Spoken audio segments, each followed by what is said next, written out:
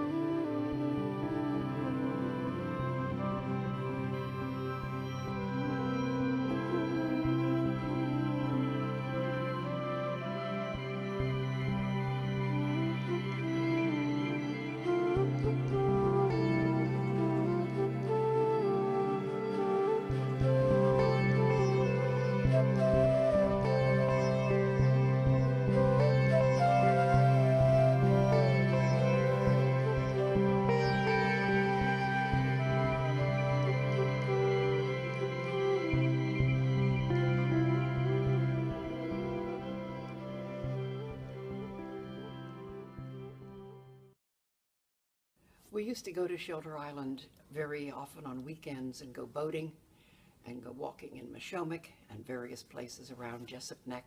And it was so beautiful that I painted a whole series of works about the islands, in particular when they looked like little shimmering mirages off in the distance.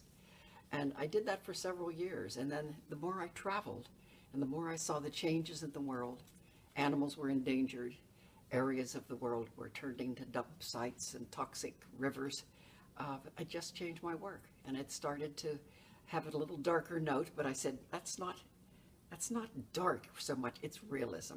That's what's happening.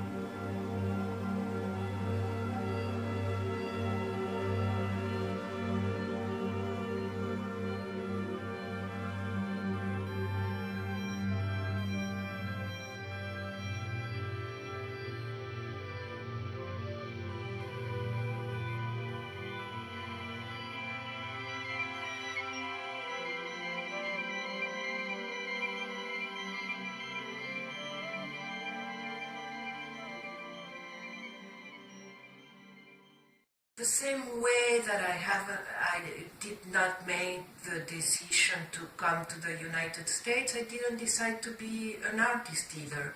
I finished school and I knew that I always liked to draw, and so I thought, okay, in the meantime, while I decide what I'm going to do with my life and what career to choose, I'll keep doing art, and that's what I've been doing since then, never figuring out if this was my career or not.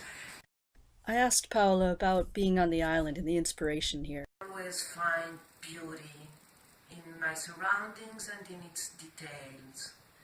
That it inspires me for my work, it doesn't push me to do a specific kind of image, because for me nature is impossible to, or I don't even, it's preposterous for me to try to imitate nature.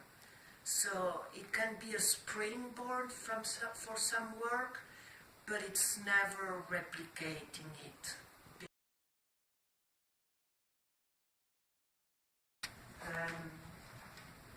I don't know if you can see this in your video. This also is a piece of mine. It's a newsprint. I like to use very cheap materials because they don't inhibit me. And it has something of the sea and the water. And the Shelter Island also allows me to get into darker subjects without suffering too much from them. So this work was based on a kind of fear that I had, that we are defined by our words, by how we speak, and sometimes I feel that I'm not very appropriate when I have to express myself, and that people will judge me because of what I say, when I feel there's something deeper in me that doesn't get expressed. So I was fighting with this conception of us being formed in language, and the way it has on me, language as a part of who I am. I'll show you my studio.